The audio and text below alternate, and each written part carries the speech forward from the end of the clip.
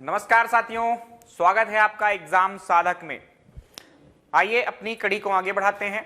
हम लोग पढ़ रहे हैं मध्य प्रदेश लोक सेवा आयोग की जो इकाई 1 है, प्रारंभिक परीक्षा के पाठ्यक्रम में आप देखेंगे तो उसकी इकाई 1 है, उसको हम कंप्लीट करने की कोशिश कर रहे हैं। उसमें हमने कुछ बातें कंप्लीट कर भी ली है, उनको आपको देखना है पहले, फिर यहाँ तक पहुँचना है। हालांकि ये सब की सब बातें मैं अलग अलग रखता हूं क्योंकि बहुत अच्छे से मैं इन सबको विभाजित कर देता हूं, किंतु यदि आप प्रारंभ से देखेंगे तो और बेहतर समझ आपकी विकसित हो पाएगी किसी भी मुद्दे को लेकर। ये समझ के साथ साथ मैं आपको बहुत सारी तथ्यात्मक बातें बताता हूं जो कि आपके प्रारंभिक परीक्षा में आपको बहुत सहायता करने वाली है। चलिए देखते हैं क्या कंप्लीट हो गया है और क्या हमें आज कंप्लीट करना है। उसके पूर्व आपके लिए एक बात है, वह बात यह है कि ज्ञान ही शक्ति है, जानकारी ही स्वतंत्रता है। हर परिवार में और हर समाज में शिक्षा ही आगे बढ़ने का एकमात्र आधार है, एकमात्र उपाय है शिक्षा। आप यदि कैसे भी बैकग्राउंड से बिलोंग करते हैं, किसी भी पृष्ठभूमि के हैं, आपको यदि आगे बढ़ना है तो कहीं ना कहीं शिक्षा का मार्ग अपनाना होगा। आपको बिजनेस भी करना है तो शिक्षा कहीं ना कहीं आवश्यक हो जाएगी आपके लिए। आपको कहीं सेलेक्ट होना है, चुनाव भी लड़ना है, किसी भी फील्ड में काम करना है तो शिक्षा वहां बहुत काम आने वाली है। जैसे कि आप अनपढ़ हो गए, शिक्षित नहीं है, कम जानकारियां हैं, आपको इंफॉर्मेशन कम है, तो आप कैसे तार्किक बातें कर पाएंगे। यदि आप राजनेता बनना चाहते हैं तो तार्किक कैसी बातें कर पाएंगे। आपको आपके विरोध में तो बहुत सारे लोग होंगे और जो अतार्किक बातें करते हैं, कुतर्क देते हैं, वो असफल हो जाते हैं। और ये तर्क देने की जो प्रवृत्ति आती है वह ज्ञान से आती है, अध्ययन से आती है, तो इसको जरूर आपको अपना के रखना है। अब इसको हर फील्ड में आप अलाउ कर सकते हैं। चलिए हम अपने मुद्दे पर आते हैं। हमारा आज का जो मुद्दा है वह है स्वतंत्रता आंदोलन में मध्य प्रदेश का क्या योगदान रहा। तो जो हमारे देश में स्वतंत्रता आंदोलन चल रहा था, बहुत पहले से ही कुछ घटनाएं शुरू हो गई थी अंग्रेजों के बाद से, है ना। वो जो राजे रजवाड़े थे, प्लासी का युद्ध था, बक्सर का युद्ध था, ये सबके बाद जो चीजें शुरू होती हैं, है ना, 80s, मतलब आप समझ लीजिए 1800 के बाद की काल की घटनाएं कुछ होती हैं, या कि आप ऐसा समझ लीजिए 1857 की क्रांति से, ठीक। तो यहां से बहुत सारी घटनाएं आपके देश में घटित होने लगती हैं। यही क्या है, हमारा स्वतंत्रता आंदोलन है। और इस स्वतंत्रता आंदोलन में कुछ आपके विद्रोह होते हैं प्रमुख रूप से, और उसके अलावा कुछ ऐसे आंदोलन होते हैं जिसमें कहीं लड़ाइयां नहीं लड़ी गई, सामान्य रूप से आवेदन के द्वारा, विनय के द्वारा, है ना, इन सब के द्वारा प्रयास किया गया कि हम स्वतंत्रता प्राप्त कर लें। कांग्रेस जैसे ऐसा काम करती थी, उसमें भी कुछ लोग विद्रोही प्रवृत्ति के थे जिनको गरम दल के नेता कहते थे। तो आइए हमें वही सब पढ़ना है, लेकिन किस संदर्भ में हमें यह चीजें देखना है, वह मध्य प्रदेश के संदर्भ में होंगी। कुछ राष्ट्रीय घटनाएं होंगी जिनको हम यहाँ शामिल करेंगे कि हमारे मध्य प्रदेश में क्या था, और कुछ आपके प्रदेश की ही घटनाएं होंगी जिनको हमें और अच्छे से देखना है, क्योंकि यहाँ से प्रश्न और आते हैं। तो आइए शुरू करते हैं। इसके पूर्व मैं आपको पढ़ा चुका हूं मध्य प्रदेश के इतिहास की महत्वपूर्ण घटनाएं और प्रमुख राजवंश, ये सब हम कंप्लीट कर चुके हैं। इसके आगे हम बढ़ रहे हैं स्वतंत्रता आंदोलन की ओर। तो इसको हम 2 चरणों में बांट लेते हैं। सबसे पहले जो स्वतंत्रता आंदोलन हम पढ़ने वाले हैं उसको 2 चरण में बांट रहा हूं। प्रथम चरण में कुछ विद्रोह होंगे जो आपके मध्य प्रदेश में हुए, द्वितीय चरण में भी कुछ विद्रोह होंगे, लेकिन वहां पर मुख्य रूप से आपको ये बातें याद रखना है कि जो राष्ट्रीय कुछ घटनाक्रम घट रहे थे, जैसे कि असहयोग आंदोलन हो गया, खिलाफत आंदोलन हो गया, झंडा सत्याग्रह हो गया, आपका नमक सत्याग्रह हो गया, ऐसे जो घटनाएं घट रही थी राष्ट्रीय लेवल पर, उनको हम मध्य प्रदेश में कवर करने वाले हैं। तो उसको हम द्वितीय चरण में रखेंगे। यहाँ जो विद्रोह हैं वो कौन से हैं तो यह जान लीजिए। सबसे पहले ही यहाँ के जो विद्रोह हैं, जैसे कि सबसे पहले आपके यहाँ पर विद्रोह मध्य प्रदेश में शुरू होता है 1818 से, है ना। कब से शुरू होता है? 1818 से 1824 के बीच में एक विद्रोह होता है जिसे हम कहते हैं कुंवर चैन सिंह का विद्रोह। कुंवर चैन सिंह का विद्रोह तो बहुत सारे लोग करते थे, लेकिन ये कैसे वाले विद्रोह हैं जो स्वतंत्रता प्राप्ति की ओर अग्रसर थे, मतलब अंग्रेजों को यहां से भगाने के ध्येय को रखकर आगे मतलब इन पर काम किया गया था। तो ये हम स्वतंत्रता आंदोलन में शामिल कर रहे हैं। 1818 के बाद एक बहुत महत्वपूर्ण घटना घटती है आपके प्रदेश में 1842 में। इस विद्रोह को हम कहते हैं बुंदेला विद्रोह। बुंदेला विद्रोह ये 1842 में हुआ। और देन 1857 में आपके यहां पर 1857 का जो स्वतंत्रता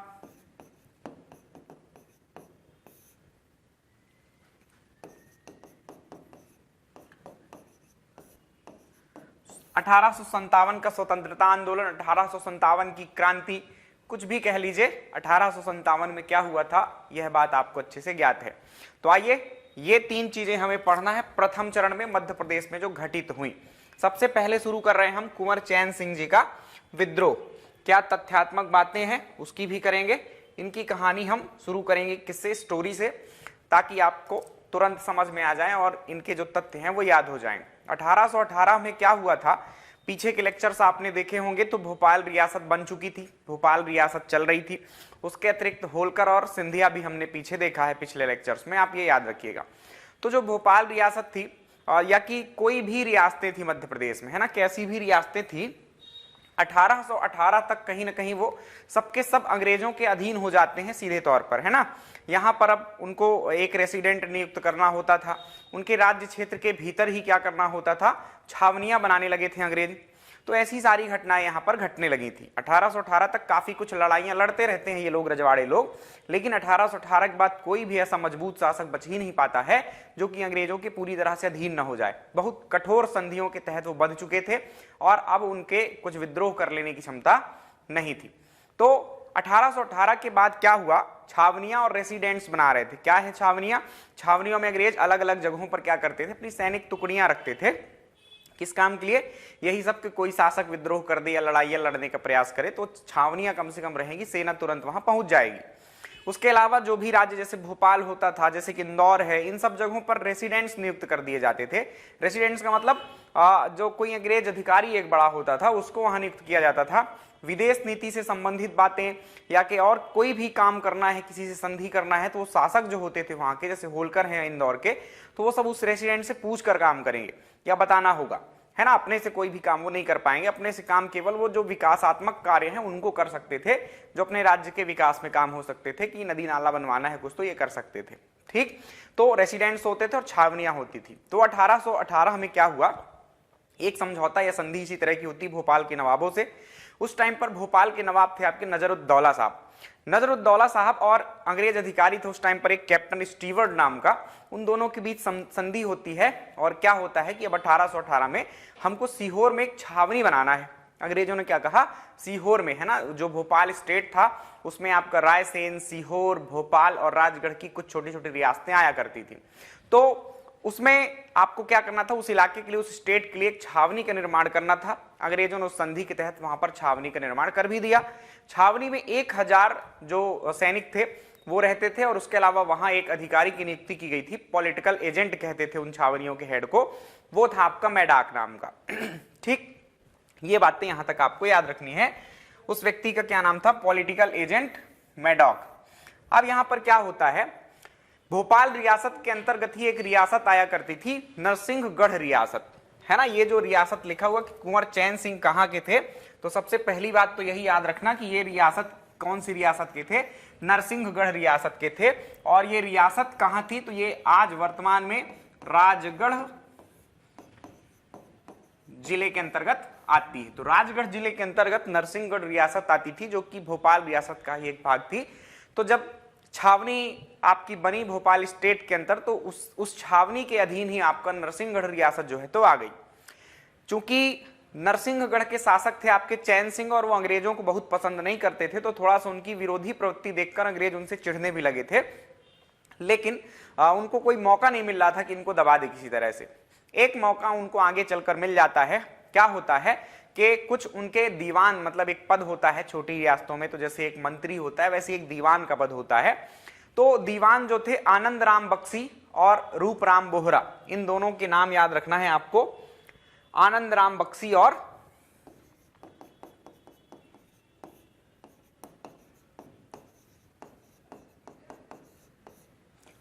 रूपराम बोहरा, इनके नाम आप एक्स्ट्रा रख सकते हैं अभी की स्टोरी के लिए।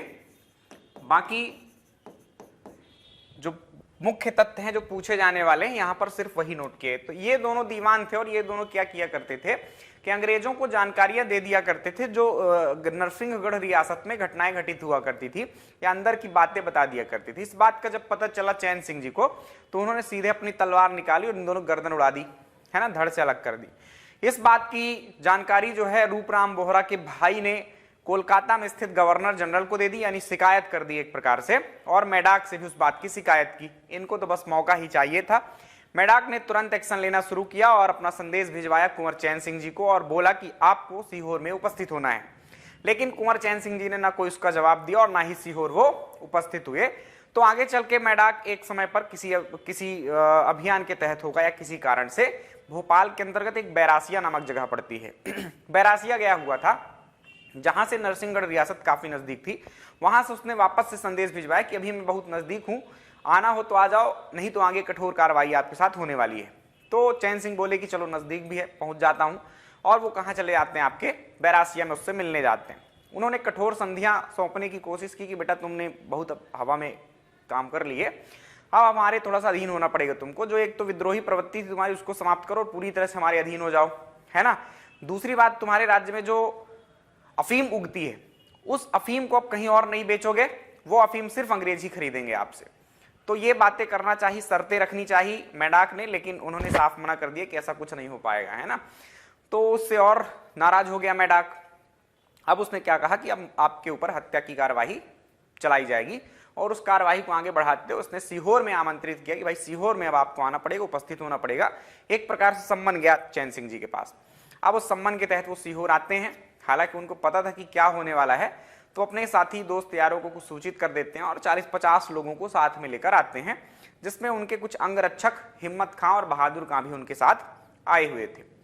बातचीत होती है, छुटपुट बातों पर कुछ लड़ाइयाँ चालू हो जाती हैं और वहीं पर एक युद्ध भी शुरू हो जाता है। और अब आपको पता है मैं बहुत साहित्यिक प्रवृत्ति का व्यक्ति नहीं हूँ कि उस युद्ध को कह दूँ कि बड़ा भयंकर युद्ध हुआ, ऐसा कुछ कहने का प्रयास मैं नहीं करूंगा, है ना। बहुत छुटपुट युद्ध ही था, इनके 50 थे और उनके 1000 थे, तो कोई बहुत भयंकर युद्ध होगा नहीं। इन लोगों को मार दिया गया, चैन सिंह जी भी शहीद हो गए और वहीं पर उनके जो अंगरक्षक थे हिम्मत खां और बहादुर खां वो भी शहीद हो गए।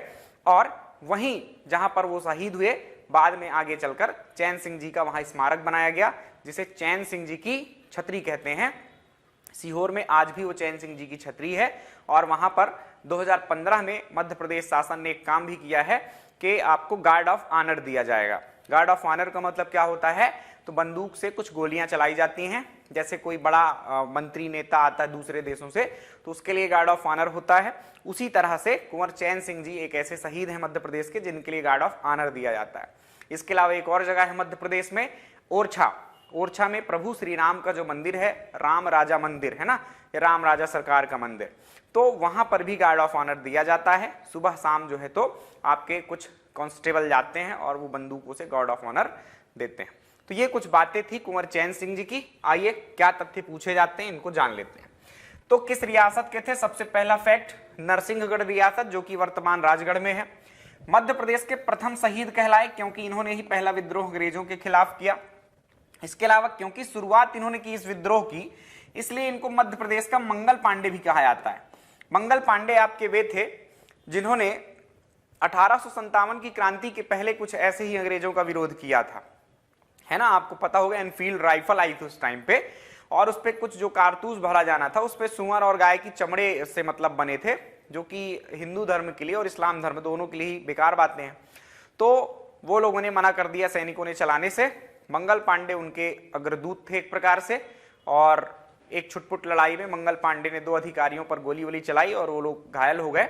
उनको पकड़ लिया जाता है और बाद में फांसी दे दी जाती है।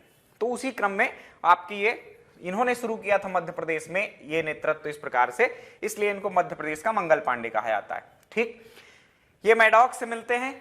तीसरा तथ्य याद रखना कि कौन सा एजेंट था उस टाइम पर जिससे इनका विद्रोह हुआ, तो मैडॉक था।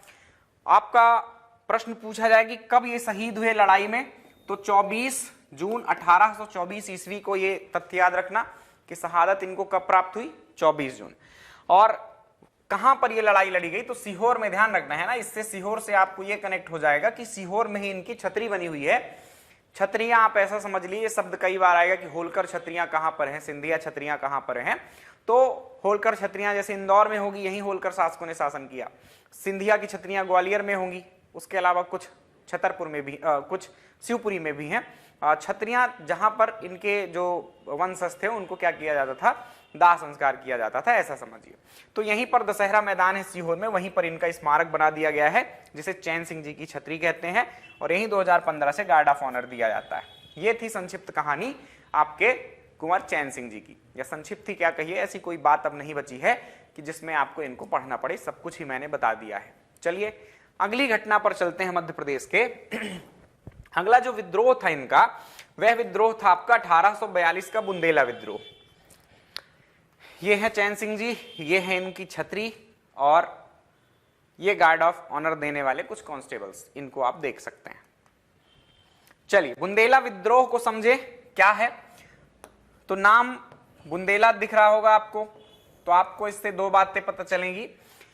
एक तो बुंदेलखंड रीजन में हुआ ये विद्रोह, दूसरी बात बुंदेलों ने किया, ये याद रखना। पर यह बात अधूरी है, अभी दोनों ही बातें अधूरी हैं कि न केवल बुंदेला शासकों ने ही या जागीरदारों ने या जमींदारों ने विद्रोह किया था, बल्कि इसमें गोंड, लोधी, अन्य जागीरदार, अन्य जातियों के भी जागीरदार या जमींदार या के जो कुछ शासकों के वंशज थे, उन्होंने पार्टिसिपेट इसमें किया हुआ था। इसके अलावा जो क्षेत्र है वह न केवल बुंदेलखंड था, बल्कि नर्मदा क्षेत्र भी था, मतलब नरसिंहपुर है, होशंगाबाद है, आपका मंडला है, ऐसे सारे क्षेत्र भी शामिल थे जो कि आपकी नर्मदा कछार मान सकते हैं इसको। इस क्षेत्र को अंग्रेजों ने क्या किया था, 1818 ईस्वी में ये सब जो भी लोग अधीन हुए, पेशवाओं की सत्ता समाप्त हुई। देखो मुगलों का शासन था देश में, है ना। मुगलों के शासन के बाद जो व्यवस्था हुई आपकी, मुगलों के शासन में के बाद मराठाओं का बहुत खतरनाक उत्कर्ष होता है, और मराठाओं का दमन जो होता है वो 1818 में ही होता है। पुणे के चाहे पेशवा हो, उनसे भी 1818 में संधियां होती और वो उनका पद समाप्त। और उन मराठा जो संघ था एक, जिसमें सिंधिया थे, गायकवाड़ थे, होलकर थे, भोसले थे, इन सबके साथ भी 1818 में संधियां अंग्रेजों ने की। तो यहां पर अप्पा जी भोसले जो कि नागपुर को केंद्र बनाकर क्या कर रहे थे, अपना शासन कर रहे थे, उनके अंतर्गत बहुत सारा क्षेत्र आया करता था, है ना। जो महाकौशल वाला रीजन है उसके बहुत सारे क्षेत्र यहां पर इनसे जुड़े हुए थे। बाद में 1818 की संधि के तहत अंग्रेजों ने इनको अपने हिस्से में ले लिया, मतलब उनका जो कब्जा था उसको छुड़वा दिया, और इस क्षेत्र का अलग से नाम दिया नर्मदा सागर क्षेत्र। ठीक, तो एक प्रकार से नर्मदा सागर क्षेत्र में ये क्या हुई, घटना हुई थी, जिसमें आपका सागर वाला रीजन, कुछ बुंदेलखंड में मतलब सागर के भी ऊपर काफी ऊंचाई तक, जहां महोबा है, जहां आपका कुछ राजस्थान के भी इलाके हैं, तो ऐसे क्षेत्रों से बहुत सारे जागीरदार और जो बुंदेला वंश के शासक थे, रियासतों से संबंधित शासक थे, उन्होंने इस विद्रोह में पार्टिसिपेट किया। तो कहां क्षेत्र, किस क्षेत्र में हुआ यह ध्यान रखना, बुंदेलखंड या के नर्मदा सागर अंचल, है ना। जो भी आपके प्रश्न में आए, जैसा प्रश्न आए, नर्मदा सागर क्षेत्र आप ध्यान रखना, यही शासन के जो चीजें मिलती हैं पत्र, तो उसमें यही उस क्षेत्र का नाम था। तो नर्मदा सागर क्षेत्र याद रखना। किसने किसने पार्टिसिपेट किया, तो बुंदेलो तो थे ही, गोंड थे, लोधी थे, है ना, इस प्रकार की जातियों के भी जमींदार इस पर मतलब एक प्रकार से शामिल होते हैं। अब प्रश्न क्या हुआ, एक प्रश्न आपका कंप्लीट हुआ, कहां हुआ यह विद्रोह और कब हुआ, दो प्रश्न एक्चुअली कंप्लीट हो गए। अब तीसरे प्रकृति का क्या प्रश्न होता है कि किस जगह से किस विद्रोही ने विद्रोह किया, इस प्रकार से प्रश्न आ जाता है। तो इनके नाम लिखे हुए हैं और किस क्षेत्र से थे, तो मधुकर शाह बुंदेला, ये यहीं से कहानी इनकी शुरू होती है इस विद्रोह की। तो सबसे पहले इन्हीं का ही नाम लिखा हुआ है, मधुकर शाह बुंदेला नरहट के थे, यहां पर नहीं लिखा है। नरहट जो कि वर्तमान ललितपुर में आता है, नरहट जो कि वर्तमान ललितपुर जो जिला है यूपी का, उसके अंतर्गत आता है, लेकिन उसकी सागर से बहुत नजदीकी है, या कि कहिए आप सागर की सीमा से बिल्कुल लगा हुआ है। आप नक्शे को अच्छे से देखेंगे तो यह बात समझ पाएंगे।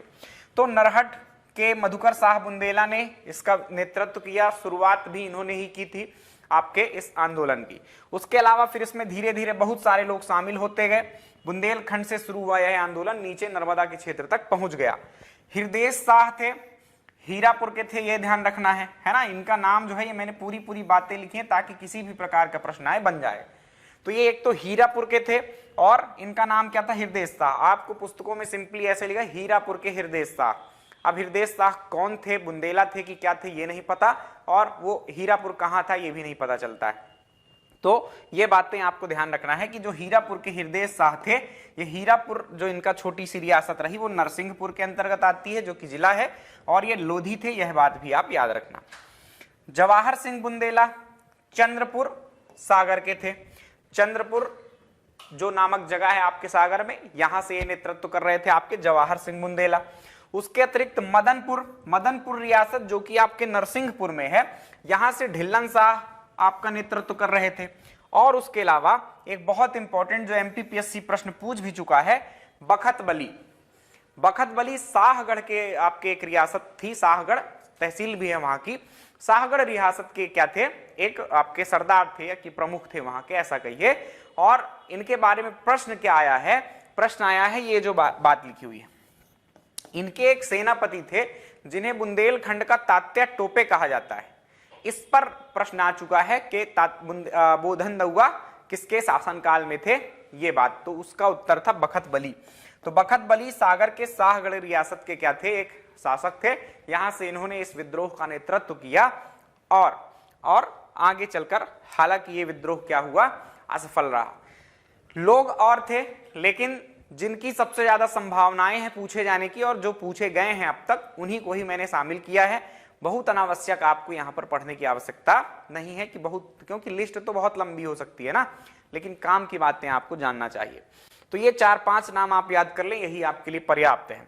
बोधनदुआ कौन थे, तो बखत बली के आपके सेनापति थे, और ये बुंदेलखंड के तात्या टोपे कहलाते हैं। ठीक, चलिए आगे चलते हैं। ये था हमारा बुंदेला विद्रोह। कौन सा क्षेत्र था, तो ये आप इस प्रकार से समझ सकते हैं। क्षेत्र यदि आपको ना समझ में आए तो यहां से नर्मदा नदी अनूपपुर के पास से ऐसे गुजरती है, आपको पता होगा, और ये पूरा रीजन है ना, जिसमें आपका ये तो आपका सागर जिला है इस तरह से यहां पर, और फिर इधर पे निवाड़ी, टीकमगढ़, ये रीजन होते हुए इधर पे नरसिंहपुर है ना, यहाँ मंडला सब जगह के लोग कहीं ना कहीं शामिल हुए थे। नर्मदा सागर क्षेत्र इसको कहा जाता था। ये पुराना मैप है, ये आपको समझने की आवश्यकता ही नहीं, क्योंकि समझ में ही नहीं आएगा आपको, है ना। ये छोटी छोटी रियासतें थी सब। जबलपुर जिला ये है, सीमाएं नहीं बनी इसमें।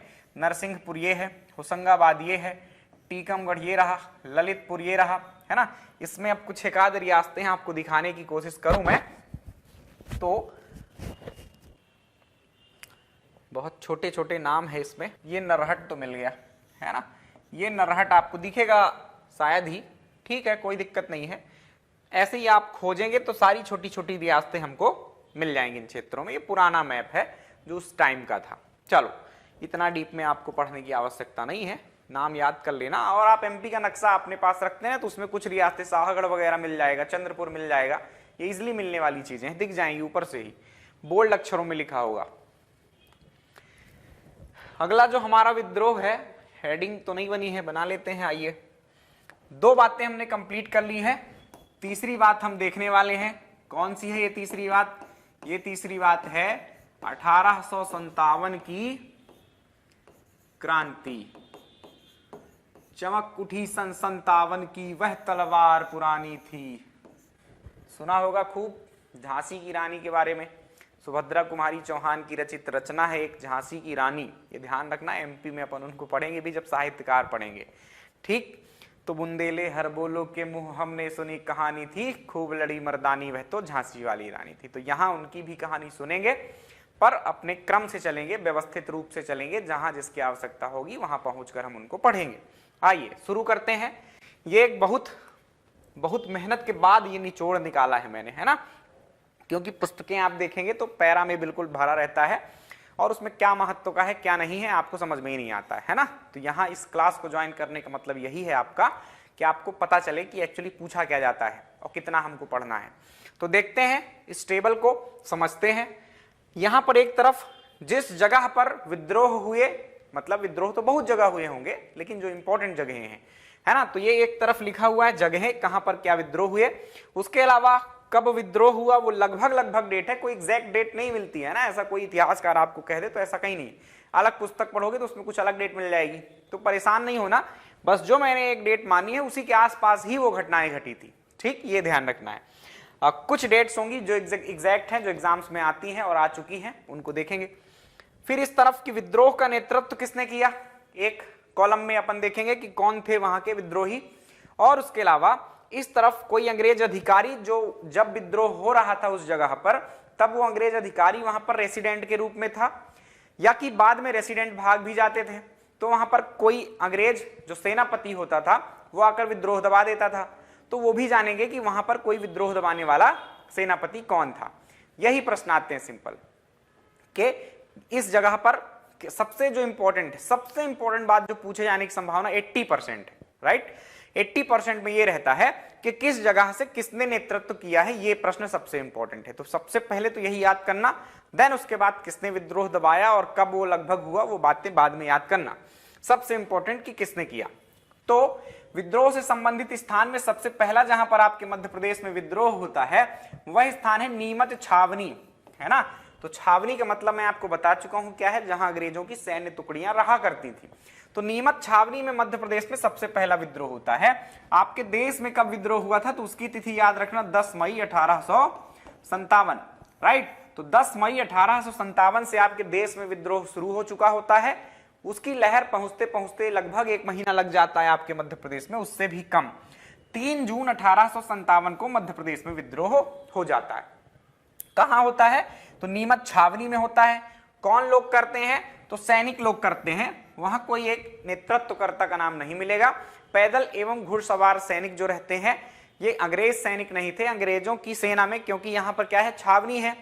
अब अंग्रेज अपनी टीम लेकर नहीं आए थे ब्रिटेन से, उनकी जितनी जनसंख्या थी उतने तो हमारे यहाँ सैनिक थे, है ना। तो ये सब भारतीय सैनिक हुआ करते थे जो अंग्रेजों की सेना में शामिल हुए होते थे। तो उन्होंने क्या कर दिया, विद्रोह कर दिया यहाँ पर पैदल और आपके घुड़सवार सैनिकों ने।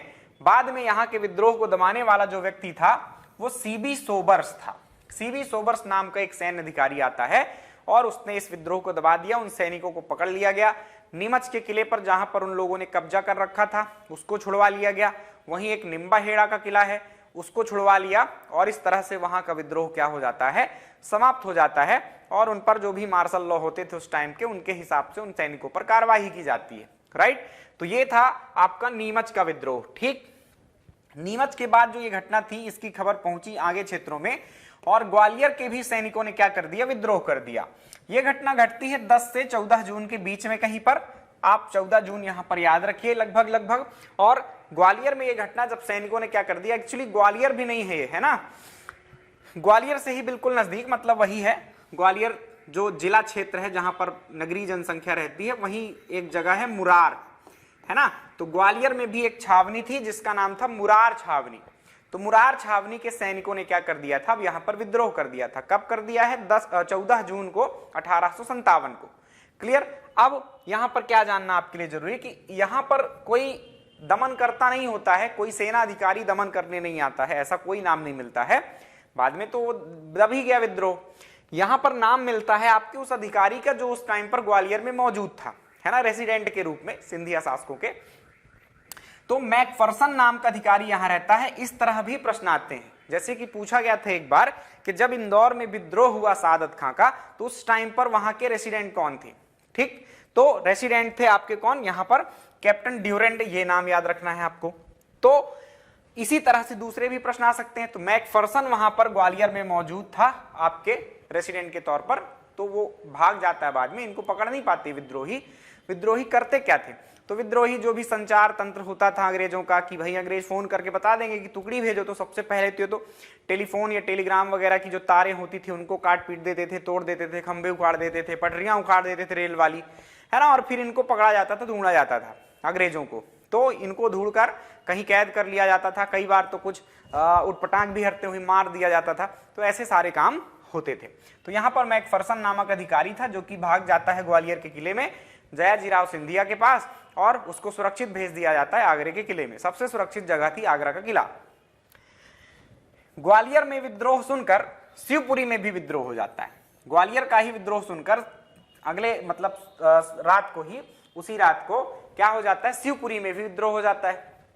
मतलब 14 जून 1857 को ही हो गया। जब यहां पर इस तारीख को हुआ तो उसी रात में हो जाने का मतलब क्या है, 14 जून 1857 को ही हुआ। यहां पर विद्रोह करने वाला व्यक्ति कौन था, तो मान सिंह था।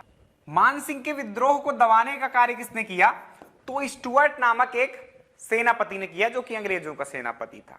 ठीक, तो मान सिंह से जब इसका युद्ध हुआ तो मान सिंह पराजित हो गया और उसको क्या करना पड़ा, शिवपुरी में ही पड़ौन के जंगल पड़ते हैं, वहां पर ये भाग गया और मरा नहीं, बच गया। अभी इसका काम आएगा, जब आएगा तो बताएंगे कहां पर ये मान सिंह का फिर से काम आएगा। ठीक, तो ये ध्यान रखना, शिवपुरी में विद्रोह। उसके बाद कुछ 1 जुलाई के आसपास के समय पर कई जगहों पर विद्रोह चालू हो जाता है इस टाइम पर, जिसमें सागर, महू और इंदौर। तो सागर जो था, यहां पर भी 1 जुलाई 1857 के आसपास विद्रोह होता है। यहां के नेतृत्वकर्ता जो थे वो शेख रमजान साहब थे। तो ये खूब इंपॉर्टेंट प्रश्न है, पूछा जा चुका है एग्जाम्स में कि सागर से किसने नेतृत्व किया 1857 की क्रांति का, शेख रमजान। यहां पर क्या हुआ, तो यहां पर कुछ नहीं हुआ खास, कोई अधिकारी नहीं लिखा है, आप देख पा रहे हैं। क्यों नहीं लिखा होता है ऐसी चीजें, कि आप कहीं क्यों नहीं मिल रहे ऐसे तथ्य, आप ढूंढ के बताओ। तो ऐसा होता है कि विद्रोह करते थे और वो वहां पर निपटा विपटा के अंग्रेजों को कैद वैद करके विद्रोही आगे बढ़ जाते थे, है ना। फिर दूसरे अधिकारी आते तो उनको छुड़ा लेते थे और फिर वहां उसी तरह की व्यवस्था हो जाती थी। तो विद्रोही कहीं दूसरी जगह चले जाते थे और बाद में पकड़े जाते थे। तो यहाँ कोई दबाने वाला नहीं है विद्रोह, सिर्फ नेतृत्वकर्ता का नाम याद रखना, शेख रमजान। यहाँ शांतिपूर्वक विद्रोह हुआ। बाकी जगहों पर क्या हो रहा था, मार दे रहे थे, जो भी अंग्रेज मिलते थे उनको क्या कर दिया जाता, मार दिया जाता था, महिलाओं बच्चों तक को नहीं छोड़ा जाता था। लेकिन ये शेख रमजान के नेतृत्व में जो यहाँ विद्रोह हुआ, यहाँ पर क्या हुआ कि उनको मारा नहीं गया, कैद कर लिया गया था, बस इतनी सी बात रही। आगे बढ़े तो अगला विद्रोह हमारा होता है महू छावनी में। महू छावनी के विद्रोह कब होता है, तो 1 जुलाई 1857 में ही होता है, या कि इसके एक आध दिन पहले आप समझ सकते हैं, जून में, लास्ट जून में आप कह दीजिए, है ना। तो इस टाइम पर यह विद्रोह होता है। महू छावनी में विद्रोह का नेतृत्व करने वाले व्यक्ति थे मुराद अली खान। नेतृत्वकर्ता का नाम पूछा जाता है, वो इंपॉर्टेंट है। इंदौर जिले में ही आती है महू छावनी, ये ध्यान रखना। महू एक तहसील है और ये यहां पर मतलब आप जाएंगे ना जब इंदौर में, तो आज भी वो छावनी के रूप है, वहां पर सैन्य प्रशासन ही चलता है। ठीक, सैन्य प्रशासन जब आप पॉलिटी पढ़ेंगे तो समझ में आएगा कि छावनियों में शासन कैसे चलता है। जैसे नगर निगम होते हैं, नगर पालिकाएं, नगर परिषद, तो वैसे ही होते हैं कैंट बोर्ड, है ना। तो वहां पर कैंट बोर्ड का आज भी शासन चलता है, जहां छावनी थी। तो ये मुराद अली खान ने वहां नेतृत्व किया। उस टाइम पर वहां का अंग्रेज अधिकारी जो था वो था कैप्टन हैंगरफोर्ड। तो ये नाम याद रखना, ये अंग्रेज अधिकारी था, न कि कोई सेनापति। आगे बात करें इंदौर की, तो इंदौर में आपके 1 जुलाई 1857 को नेतृत्व करता थे आपके सआदत खां। ये थे आपके होलकर जो राजवंश था, यहाँ होलकर राजवंश में एक सेनापति या तोपची के रूप में काम करते थे। और इन्हें अंग्रेजों की बातें कुछ खास पसंद थी नहीं, तो इन्होंने अंग्रेजों के खिलाफ बंदूक उठा ली। सआदत खां की मजार भी बनी हुई है, जिस परीक्षा की आप तैयारी कर रहे हैं उसके मुख्यालय के बिल्कुल सामने, है ना।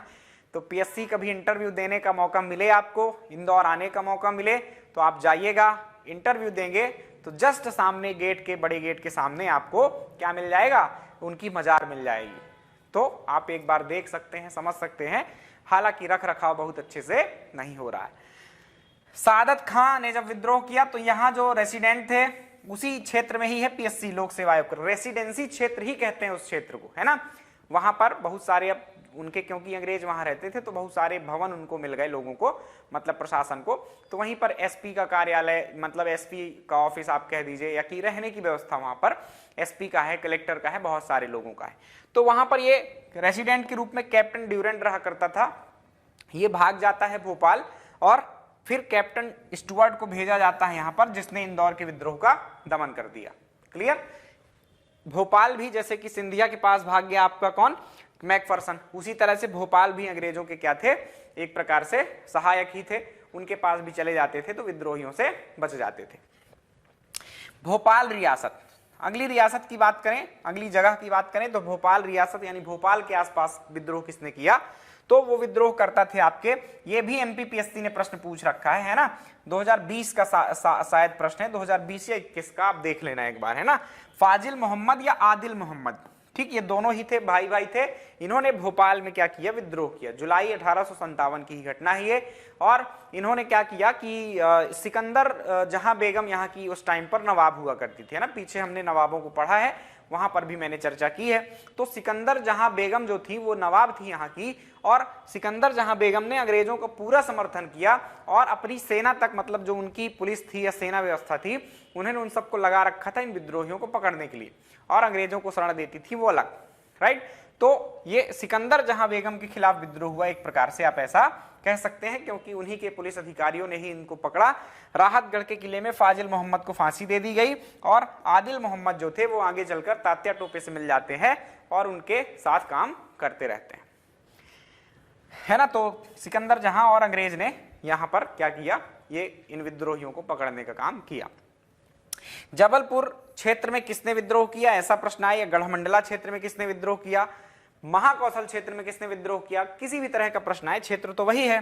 यहां पर पिता पुत्र की जोड़ी थी, शंकर शाह और रघुनाथ शाह ने विद्रोह किया। क्लियर। कब, तो लगभग सितंबर 1857 के आसपास का ये विद्रोह है। यहाँ का अंग्रेज अधिकारी कैप्टन क्लार्क था।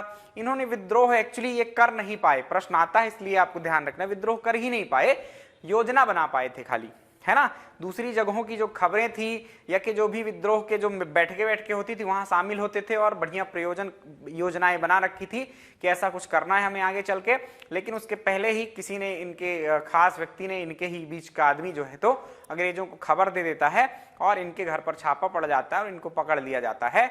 और बहुत महत्वपूर्ण बात कि कौन से वो आपके स्वतंत्रता सेनानी थे मध्य प्रदेश के, जिनको तोप के मुख पर बांधकर उड़ा दिया गया। तो इनको जब मारा गया तो सभी जनता के सामने, है ना, तोप के मुख पर बांध कर मारा गया था। इतनी खतरनाक या क्रूरता अंग्रेजों ने दिखाई हुई है आपके देश में। ठीक, तो ये कुछ बातें आपको याद रखना है इन अधिकारियों के बारे में, इन नेतृत्वकर्ताओं के बारे में और इन जगहों के बारे में। आइए, अभी बातें खत्म नहीं हुई हैं, आगे चलते हैं। अगला विद्रोह होगा आपके रामगढ़ में। ठीक, रामगढ़ कहां है, तो रामगढ़ है मंडला में। रामगढ़ कहां था, रामगढ़ रियासत है एक छोटी सी जो कि मंडला के अंतर्गत आती है। और यहां पर विद्रोह करने का काम किसने किया, रानी अवंतीबाई लोधी ने। ठीक, तो अब इनकी डेट वेट और किस अंग्रेज ने दबाया, इनको मैंने नहीं लिख रखा है क्योंकि ऊपर के दो में तो कर सकते थे ये काम हम, लेकिन नीचे वाले सिर्फ आपको क्या याद रखना है, नीचे वाले किस जगह से किसने विद्रोह किया इतना ही याद रखना है। ठीक, जो नीचे कुछ नाम थे। अब रानी अवंतीबाई में सर ये तो बहुत इंपॉर्टेंट है, क्यों आपने लिख रखा है ना, तो कैप्टन वार्डन था। अभी इनको अलग से ही हमको पढ़ना है, रानी अवंतीबाई और रानी लक्ष्मीबाई के बारे में हमको अलग से पढ़ना है और साथ में तात्या टोपे को भी पढ़ना है। तो इनके तीन के बारे में क्या कुछ हुआ बहुत डिटेल नहीं याद रखना, अभी नाम सुन लो कि रामगढ़ से विद्रोह किसने किया, रानी अवंतीबाई ने। झांसी और ग्वालियर से, दो जगहों से विद्रोह किसने किया, रानी लक्ष्मीबाई ने। कानपुर, कालपी और ग्वालियर, कानपुर यूपी में, कालपी यूपी के जालौन जिले के अंतर्गत एक कस्बा है और ग्वालियर आपको पता है, यहां से तात्या टोपे ने भी विद्रोह किया, है ना। ये अलग अलग लोगों के साथ थे। कैसे हुआ, कानपुर में कैसे हुआ, कालपी में कैसे हुआ, आइए आपको बताएंगे अभी आगे। उसके पहले हम नीचे के देख लेते हैं, जिनके बारे में सिर्फ इतना याद रखना है कि इन्होंने कहां से विद्रोह किया। तो कटनी में स्थित विजय राघवगढ़ रियासत है, वहां पर ठाकुर सरजू प्रसाद ने विद्रोह किया। मदनपुर, ये हम पीछे भी देख चुके हैं, हीरापुर और मदनपुर। हीरापुर के हृदय शाह जो कि 1842 के बुंदेला विद्रोह में भी थे और 1857 की क्रांति में भी हैं। उसके अलावा मदनपुर के ढिल्लन शाह, ये आपके नरसिंहपुर के थे और ये 1842 के बुंदेला विद्रोह और 1857 के स्वतंत्रता समर में भी थे। ठीक, 1858 के आसपास दोनों को ही पकड़ लिया जाता है और फांसी पर चढ़ा दिया जाता है। खरगोन से विद्रोह का नेतृत्व किया टंट्या भील ने। अब आप कहोगे कि सर इनका इतने से हो जाएगा, इन पर प्रश्न पूछा है पीएससी ने, है ना। तो टंट्या भील के बारे में हम अलग से पढ़ेंगे जब जनजातियां पढ़ेंगे, तो जनजातीय व्यक्तित्व तो आपका लिखा हुआ है सिलेबस में, तो टंट्या भील के बारे में जब जनजातीय व्यक्तित्व पढ़ रहे होंगे तब मैं विधिवत जानकारी इनकी दूंगा आपको, अभी तो नाम याद रखो। उसके अलावा भीमा नायक, खाज्या नायक, इनकी भी जानकारियां वहीं पर अपन प्राप्त करेंगे क्योंकि ये जनजातीय व्यक्तित्व हैं। क्लियर। तो मंडलेश्वर नामक जगह से और सेंधवा, सेंधवा आपके बड़वानी में आता है और मंडलेश्वर आपके महेश्वर के पास ही स्थित है खरगोन जिले में। इन दो जगहों से भीमा नायक ने विद्रोह किया। और उसके अलावा अमझेरा रियासत जो कि धार में है, यहां पर विद्रोह करने वाले राजा बख्तावर सिंह थे। तो इनके नाम याद रखना, 95% यहीं से आएगा, है ना। मैं तो 100% समझता हूं पर मैं पूरी गारंटी कभी किसी को नहीं देता। कुछ उटपटांग किसी भी आयोग का मैं ठिकाना नहीं मानता कि क्या ही पूछ ले, मूर्खतापूर्ण प्रश्न, है ना। और फिर आप कहो कि सर तो बड़ी 100% गारंटी देते थे, लेकिन गारंटी काम नहीं आई। तो आप मानकर चलिए कि ज्यादातर संभावनाएं हैं कि यहीं से प्रश्न आएंगे। इनको अच्छे से कंठस्थ कर लीजिएगा, भूल सकते हैं, बार बार सुमिरन करते रहिएगा, सब कुछ याद हो जाएगा। अब बात करना है हमको इन 3 जगहों की, या कि झांसी के साथ तो हमारे तात्या टोपे पहले ही कंप्लीट हो जाएंगे। रामगढ़ की बात करते हैं हम, रानी अवंतीबाई की। तो रानी अवंतीबाई का विद्रोह देखें तो रानी अवंतीबाई के विद्रोह के पहले रानी अवंतीबाई की जानकारी देख लें थोड़ा बहुत, है ना, ताकि हमको उनका विद्रोह समझ में आए कि क्या हुआ था। तो रानी अवंतीबाई लोधी भारत के प्रथम स्वतंत्रता स्वाधीन आंदोलन में या संग्राम में भूमिका निभाने वाली पहली महिला शहीद वीरांगना थी, यह याद रखना। लक्ष्मीबाई इनके बाद शहीद होती हैं। सबसे पहले शहीद कौन हो जाती हैं आपकी? अवंतीबाई। क्लियर? तो अवंतीबाई प्रथम महिला शहीद वीरांगना थी, एक ये फैक्ट है आपका, इसको नोट करना। इनका जो जन्म हुआ था वो सिवनी में मध्य प्रदेश में हुआ था। इनके पिता का नाम राव जुझार सिंह था, ये सब याद मत करना। इनकी जो मृत्यु हुई थी वो देवहारगढ़ के जंगल में डिंडोरी जिले के अंतर्गत आते हैं, मध्य प्रदेश में हुई थी अंग्रेजों से घिर जाने के पश्चात। ये दोनों बातें इंपॉर्टेंट हैं कि इनका विवाह हुआ था लक्ष्मण सिंह के पुत्र विक्रमजीत नामक एक मतलब रामगढ़ रियासत के शासक थे उस टाइम, उनसे हुआ था, है ना, अवंतीबाई का विवाह। विक्रमजीत थोड़ा विक्षिप्त प्रकार के व्यक्ति थे, है ना। बाद में आगे चल के क्या हुआ, उनकी मृत्यु भी हो जाती है। और मृत्यु के पश्चात इनके 2 पुत्र थे जो कि बहुत छोटे थे। एक का नाम अमान सिंह था, एक का नाम शेर सिंह था। दोनों अल्पायु होने के कारण क्या हुआ कि रामगढ़ रियासत पर नजर थी अंग्रेजों की, और अंग्रेजों ने कह दिया कि अब तुम्हारे बच्चे क्या हैं, अल्पायु हैं, कोई शासन करने वाला है नहीं, तो अब एक काम करो, ये अंग्रेजों को सौंपो, अंग्रेज संभाल लेंगे यहाँ का शासन। रानी अवंतीबाई ने शुरू में आवेदन वगैरह दिए, बड़े अधिकारियों से बात की, लेकिन सभी अंग्रेज एक जैसे ही थे, है ना, कोई सुनने वाला नहीं था, चाहे छोटा अधिकारी हो चाहे बड़ा। तो रानी अवंतीबाई को आता है क्रोध, और यहाँ पर जिन अधिकारियों की नियुक्ति की गई थी एक तहसीलदार के रूप में, ऐसा यहाँ पर कुछ अधिकारी नियुक्त कर दिए जाते हैं रामगढ़ रियासत में, उनको रानी ने यहाँ से मार भगाया अंग्रेजों के खिलाफ, मतलब विद्रोह एक प्रकार से इन्होंने कर दिया। तो जब अंग्रेजों के खिलाफ इन्होंने ये विद्रोह कर दिया तो आगे चलकर यहाँ पर कुछ अंग्रेज अधिकारी भेजे जाते हैं, इनसे संघर्ष चलता है, काफी लड़ाइयां लड़ी जाती हैं। रानी अपने रियासत के बाहर हो जाती हैं, मतलब अब शासन नहीं कर पा रही होती है ना, वो यहाँ वहां अपनी टुकड़ी या सैन्य टुकड़ी के साथ फिरती रहती हैं, अंग्रेजों को वो ढूंढ कर मारती हैं और अंग्रेज इनके पीछे पड़े रहते हैं। कई जगहों पर लड़ाइयां होती हैं। एक अंतिम लड़ाई आपके देवहारगढ़ के जंगल में, जो कि डिंडोरी जिले में आता है, वहां पर रानी अंग्रेजों से खतरनाक तरीके से घिर जाती हैं। उन्होंने अपने आप को घिरा पाया, जिसके कारण उन्हें अपनी कटार निकाली और छाती में भोंक ली, और वहीं से उनकी जीवन लीला समाप्त हो जाती है। तो इस प्रकार से आपकी जो रानी अवंतीबाई थी, उन्होंने अंग्रेजों के खिलाफ ऐसा विद्रोह किया और आपकी प्रथम महिला वीरांगना बनी जिन्होंने अपना इस समर में योगदान दिया था, मतलब बलिदान दिया था। ठीक, ये कहानी थी संक्षिप्त में आपके रानी अवंतीबाई की। कौन अंग्रेज अधिकारी था, तो अब पीछे के जो तथ्य हैं वो अब काम आने वाले हैं। एक एक करके कहानी सुना दी मैंने। मंडला में विद्रोह किया इन्होंने रामगढ़ रियासत में, ये ध्यान रखना है। इसके अलावा इस टाइम पर अंग्रेज अधिकारी जिसने इन पर आक्रमण किया वो वार्डन नाम का अधिकारी था। इनकी मृत्यु कब हुई, ये डेट याद रखना है ना, बलिदान दिवस के रूप में मनाया जाता है। 20 मार्च 1858 को क्या है आपके, इनको जो है तो घेर लिया जाता है और इनकी मृत्यु हो जाती है। इनकी सहायिका थी एक गिरधारी बाई, ये याद रखना, बहुत इंपॉर्टेंट है, प्रश्न आता है। रानी लक्ष्मीबाई की सहायिका कौन थी, रानी अवंतीबाई की सहायिका कौन थी, तो इनकी सहायिका थी गिरधारी बाई। रानी लक्ष्मीबाई की एक सहायिका आएंगी जिनका नाम है झलकारी बाई। ठीक, तो याद करते जाना। इनकी समाधि वहीं डिंडोरी में बालग्राम नामक स्थान है, शाहपुर तहसील है, वहां पर बनी हुई है। ठीक, तो समाधियां भी पूछी जाती हैं, हालांकि हम समाधि और मकबरे अलग से कंप्लीट करेंगे तो चिंता की बात नहीं है। तो ये थी संक्षिप्त में बात आपके रानी अवंतीबाई की। तथ्य कोई भी नहीं छूटा है, सिर्फ स्टोरी सुनाने में थोड़ा सा मैंने कमजोरी कर दी है, मतलब और अच्छे से समझाया जा सकता था। इनके योगदान को जैसा कि इतिहास में कम महत्व दिया गया है, वैसा महत्व मैं कम नहीं करना चाहता था, किंतु मजबूरी है, आपका एग्जाम सिर पे आ चुका है, तो थोड़ा सा समय का अभाव के कारण, समयाभाव के कारण जानकारियां कम, मतलब स्टोरी है कि कैसे उन्होंने युद्ध लड़ा, कौन कौन से अंग्रेज आए, परेशान करते थे कैसे, वो सब। रानी अवंतीबाई के बाद अपन देखने वाले हैं झांसी की रानी लक्ष्मीबाई के बारे में। तो इनको भी पहले तो इनकी पृष्ठभूमि देख लें कि क्या कैसी बातें थी, क्या प्रश्न आ सकते हैं। तो इनके सामान्य जानकारी से, परिचय से भी कुछ प्रश्न आते हैं। रानी लक्ष्मीबाई का जन्म कहाँ हुआ था, डेट तो नहीं पूछी जाती, लेकिन जन्म पूछा जाता है कि रानी लक्ष्मीबाई का जन्म हुआ था वाराणसी में। ठीक है, और इनके पिता का नाम था मोरोपंत तांबे, जो कि बाजीराव द्वितीय के सेवा में थे।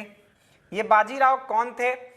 तो आपने मराठा साम्राज्य पीछे देख लेना वो वीडियो, जब बहुत डीप में मैं नहीं जाने वाला। पेशवा कुछ नियुक्त होते थे। शिवाजी का जो साम्राज्य बना हुआ था मराठा, इतना बड़ा साम्राज्य एक समय पर स्थापित हो जाता है कि मुगलों का भी जो साम्राज्य था वो छोटा हो जाता है ना।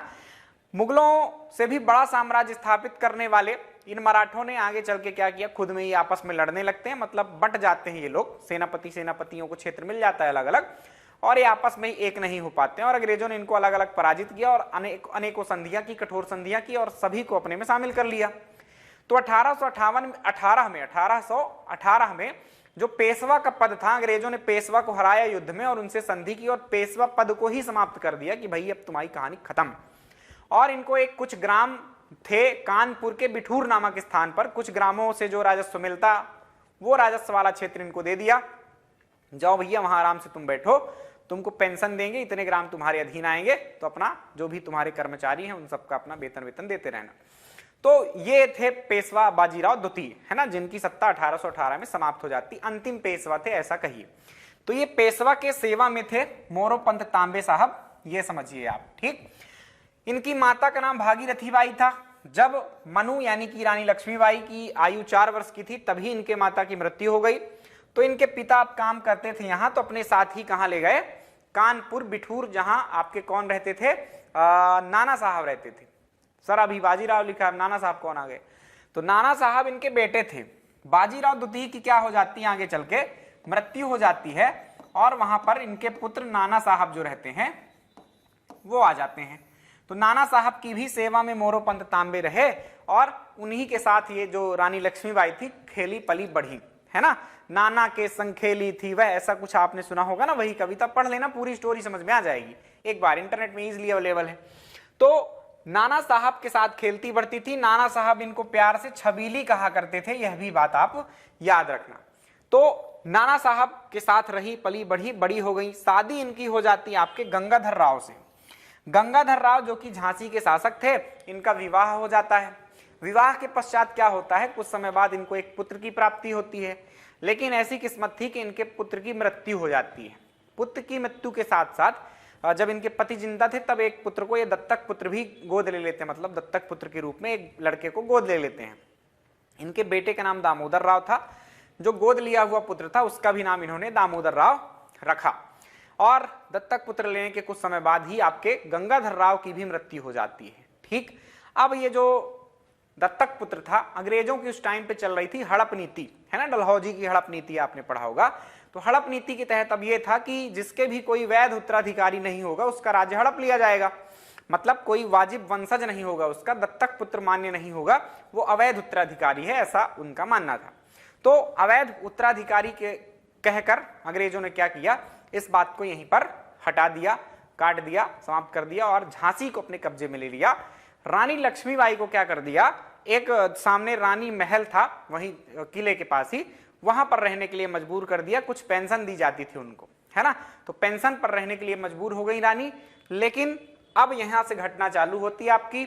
इसी टाइम पर जब ये सब हो रहा था तो आपके देश में 1857 की क्रांति चालू हो जाती है। और इस 1857 की क्रांति में क्या हुआ कि रानी को मौका मिल गया, क्योंकि सारे ही अंग्रेज सेनापति यहां वहां व्यस्त थे, यहां पर किले में कुछ ही सैनिक अंग्रेजों के रहते थे। रानी ने उन सैनिकों को मार गिराया, निपटाया, भगा दिया वहां से और झांसी के किले में कब्जा कर लिया। लेकिन कब्जा ज्यादा दिन तक नहीं रहा। जब अंग्रेज फुर्सत हुए, उनको समझ में आया कि अरे झांसी पर तो विद्रोह हो गया है, तो झांसी के विद्रोह को दबाने के लिए क्या आता है, हीरोज नामक सेनापति को यहां भेजा जाता है। क्लियर, यहां तक बात समझ में आ गई। इसकी कहानी आगे बढ़ते हैं, लेकिन ये जो स्लाइड है इसको कंप्लीट कर दें। रानी लक्ष्मीबाई का बचपन का नाम मनु था या इन्हीं का नाम मणिकर्णिका था, ये ध्यान रखना, इनका मूल नाम पूछा जा सकता है। इनकी सहायिका का नाम भी याद रखना, झलकारी बाई था, जिनकी शकल रानी लक्ष्मीबाई से मिलती थी। सुंदर मुंदर 2 और लड़कियां थी। राव साहब सहायक के रूप में, जो नाना साहब थे ना, नाना साहब के सुपुत्र थे आपके राव साहब, और इनके दोस्त मित्र सखा कुछ भी कह दो, वो थे तात्या टोपे, ठीक। तो इस तरह से कुछ ये सारी बातें थी आपके रानी के बारे में। हमने अभी पीछे देखा कि रानी लक्ष्मीबाई के पास पहुंच गया हीरोज, मतलब झांसी के किले को छुड़ाने आ जाता है हीरोज। यहां पर एक भयंकर युद्ध होता है। रानी ने क्या किया था, भी जब खाली था ना समय, उसने रानी ने क्या किया, झांसी पर कब्जा कर लिया और एक बड़ी सेना तैयार कर ली थी। तो काफी युद्ध रोचक रहा, भयंकर युद्ध आप इसको कह सकते हैं। रानी ने क्या किया, बहुत मजबूती के साथ युद्ध लड़ा, लेकिन किसी धोखेबाज ने, आपने एक मूवी देखी होगी मणिकर्णिका, अवश्य देखना, पूरी कहानी समझ में आ जाएगी आपको रानी की। तो किसी धोखेबाज ने किले का गेट खोल दिया पीछे का और वहां से अंग्रेज अधिकारी भीतर घुस आए। उसमें वो धोखेबाज दिखेगा आपको, है ना, उन्हीं के परिवार का ही एक व्यक्ति था। तो वो व्यक्ति जो है तो गेट खोल देता है और अंग्रेज सेना भीतर प्रवेश कर जाती है और रानी की सेना हार जाती है।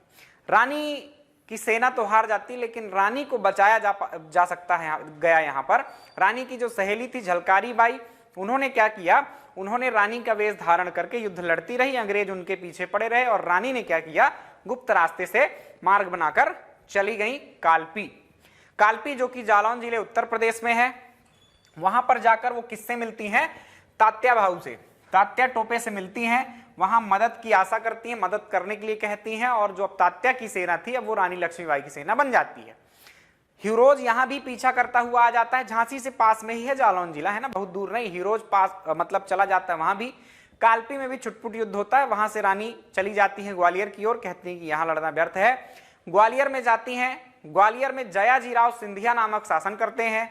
वहां के जो आपके सेना के लोग थे, यानी जो सिक्योरिटी थी आप कहिए ऐसा, वो सब रानी के समर्थन में पहले से थे, है ना, उनको सब कुछ बातें खबर मिलती रहती थी और वो तो चाहते थे कि जयाजीराव सिंधिया रानी का सहयोग करें ताकि अंग्रेज बाहर जाएं, है ना, लेकिन जयाजीराव सिंधिया ऐसा नहीं कर रहे थे। तो वो जब रानी जाती हैं किले में इजिली प्रवेश कर जाती हैं, कोई भी विरोध नहीं करता है। जयाजीराव सिंधिया अकेला पड़ जाता है और जयाजीराव सिंधिया वहां से भाग जाता है और वो चला जाता है आगरा सुरक्षित जगह पर, और यहाँ ग्वालियर के किले में अधिकार हो जाता है आपके रानी का। रानी ने वहां का शासक नियुक्त किया राव साहब को, है ना, वो खुद शासिका नहीं बन गई वहां की, उन्हें अपनी झांसी चाहिए थी।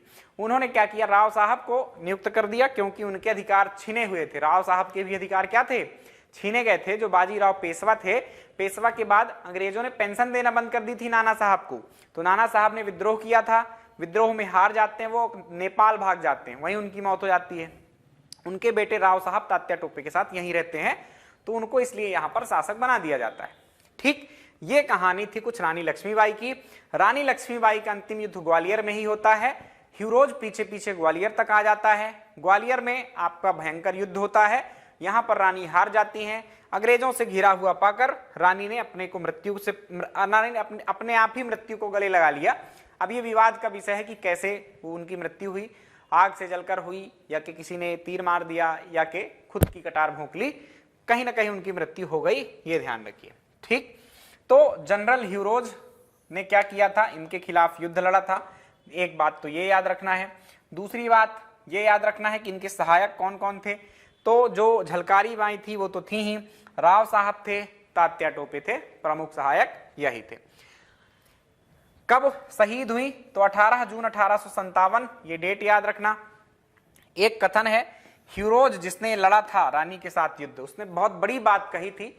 इससे आपको यह अंदाजा लगेगा कि रानी कितनी वीर थी, कितने खतरनाक तरीके से लड़ी होंगी। विद्रोहियों में यदि कोई मर्द था तो वह थी रानी लक्ष्मीबाई। मतलब एक सेनापति अंग्रेजों का, सेना ऐसी नहीं था, वो हजारों जगह के पहले दमन करके आया था। उसने बाकी जो देश में आपके विद्रोह चल रहे थे वहां कईयों जगह उसने दमन करे थे विद्रोहों का। तो यहां पर लास्ट में वो दमन करने आ रहा है, तो उसको तो पता होगा ना कि कौन कितना वीर था और कैसे लड़ा होगा।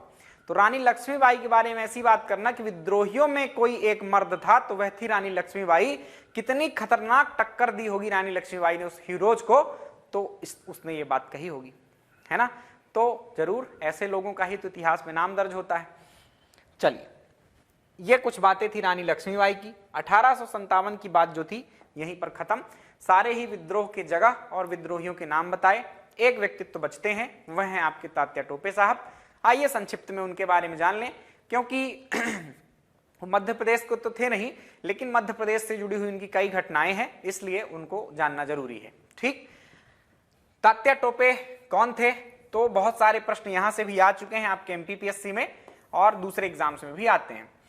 ये डेट में विवाद है ना। अब ये क्या है कि जब कोई महान बन जाता है तब तो जन्म, मुझे अपना जन्म डेट याद नहीं भाई एग्जैक्टली, मेरी जन्म की तिथि नहीं है ना, मेरे माता पिता ने कोई एग्जैक्ट डेट नहीं देख रखी कि कब हुआ था। मैं पुराने जमाने वाली बात है कि नाग पंचमी के दूसरे दिन, दिवाली के चौथे दिन, ऐसा याद करने वाला वो याद है मुझको, वो भी याद नहीं है ना। तो उस टाइम पे इतने पुराने काल में लोग जन्मदिन नहीं याद रखते थे, है ना, कोई एग्जैक्ट डेट नहीं होती थी। तो डेट मतलब 19 सितंबर 20 सितंबर ऐसी वाली। और ये जो 1814 है ये भी क्लियर नहीं है तात्या टोपे के बारे में, है ना, कि 14 में थे कि 18 में थे कि 12 में थे कि 10 में थे, अलग अलग इतिहासकार अलग अलग बताते हैं। तो आप क्या याद रखना, लगभग ये याद रख लेना, और ये वाला गांव नासिक याद कर लेना, ठीक। यहां पर इनका जन्म हुआ था। इनके पिता का नाम पांडुराव भट्ट था, जो कि ब्राह्मण परिवार से थे। इनका मूल नाम कई एग्जाम्स में पूछा गया है, जिससे आपको इनका नाम याद रखना होगा। रामचंद्र पांडुरंग इनका मूल नाम था। इन्होंने बाजीराव के पुत्र, पीछे मैंने बताया है बाजीराव के पुत्र थे धोंदू पंत। ये धोंदू पंत का ही नाम जो मैंने पीछे नाना साहब कई बार लिया है ना, उनको ही नाना साहब कहा जाता था।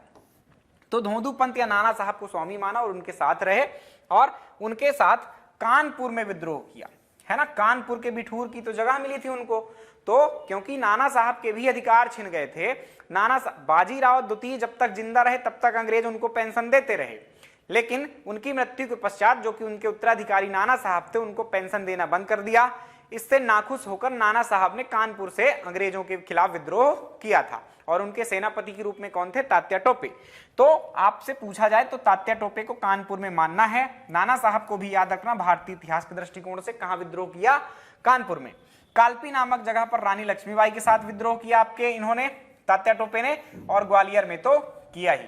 ग्वालियर में रानी की मृत्यु होती है, तात्या टोपे बच निकलते हैं, और तात्या टोपे अलग अलग जगहों पर अंग्रेजों को पकड़ पकड़ के कूटते रहते हैं, और अंग्रेज उनके पीछे पीछे जाते रहते हैं, है ना, पकड़ नहीं पाते। एक व्यक्ति था विद्रोही प्रवृत्ति का, मान सिंह, जो पीछे मैं कह रहा था कि आगे आएगा इसका नाम। मान सिंह वही नरवर में पड़ौन के जंगलों के आसपास रहता था, और वहां पर जब आपके तात्या टोपे पहुंचते हैं, अंग्रेज उसको लालच देकर रखते हैं कि कभी तात्या टोपे की सूचना तुमको मिले आसपास, क्योंकि तुम भी विद्रोही हो, तुम्हारा विश्वास होगा लोगों का, और ये छुपने की अच्छी जगह है। तो तात्या टोपे की जानकारी मान सिंह को लगती है। मान सिंह को कहा गया था कि तुम्हारा राज्य वापस दिलवा देंगे यदि किसी विद्रोही को पकड़वाओगे। तात्या टोपे को उसने पकड़वा दिया। तो ये ध्यान रखना, मान सिंह ने क्या किया, पकड़वा दिया इनको। 18 अप्रैल 1859 को फांसी दी जाती, डेट भी इंपॉर्टेंट है। किसने पकड़वाया, मान सिंह ने। और कहां फांसी दी जाती है यह भी पूछा गया है, शिवपुरी में। ये तीनों ही फैक्ट्स जो हैं वो आ चुके हैं अलग अलग एग्जाम्स में, तो याद रखना। इसके अलावा इन्हें भारतीय चीते के नाम से जाना जाता है, ये याद रखना। इसके अलावा छापामार कार्यवाही, जिसे गोरिल्ला वारफेयर भी कहते हैं, ये तकनीक थी लड़ने की इनकी, ये याद रखना। 3 नाम याद रखना आप भारतीय इतिहास में। एक बाजीराव पेशवा जो थे वो इस विधि से लड़ते थे, उसके अलावा शिवाजी लड़ते थे, और एक तात्या टोपे थे जिनका इस विधि से लड़ने का मतलब योग्यता प्राप्त थी, नाम था। तो ये बात थी तात्या टोपे की। प्यारे बच्चों, हमने एक बड़ा हिस्सा कंप्लीट कर लिया है। स्वतंत्रता आंदोलन का एक खंड जो है, बड़ा खंड है, पहला चरण जो है जिसमें 3 विद्रोह आते हैं, वो कंप्लीट कर लिए, जिसमें चैन सिंह जी का विद्रोह देखा हमने, बुंदेला विद्रोह देखा, और 1857 की क्रांति देखी। द्वितीय चरण में हमको चलने से पूर्व, या के द्वितीय चरण में हम चलेंगे, पहुंचेंगे निश्चित ही, लेकिन आज के लिए आपके लिए इतना ही रखते हैं, क्योंकि बहुत ज्यादा लंबे समय तक आप बैठ नहीं पाते हैं लगातार अपना फोन या लैपटॉप लेकर।